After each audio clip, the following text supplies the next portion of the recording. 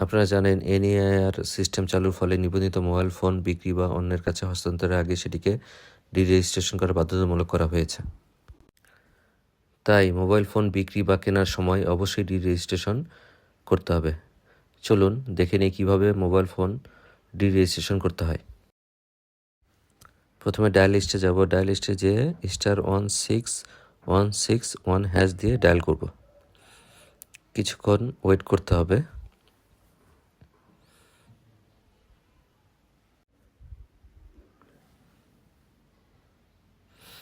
এই যে অপশন চলে আসছে। দ্বিতীয় অপশনটা সিলেক্ট করব।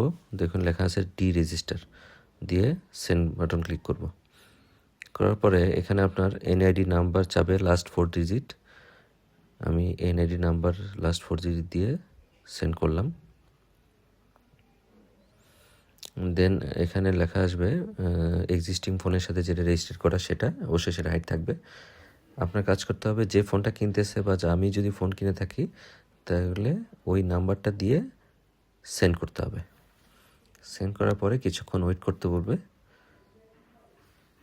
ওয়েট করার পরে একটা ফিডব্যাক মেসেজ আসবে।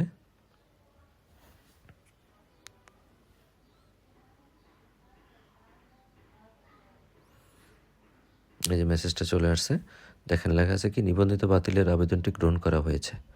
তার মানে সাকসেসফুলি আপনার ফোনটা হ্যান্ডওভার বা ফোনটা কিনতে পারেন। আশা করি ভিডিওটি আপনাদের অনেক ভালো লেগেছে এবং আপনাদের অনেক হেল্প হবে। ভিডিওটি ভালো লাগলে অবশ্যই লাইক, সাবস্ক্রাইব করে পাশে থাকবেন। Thank you.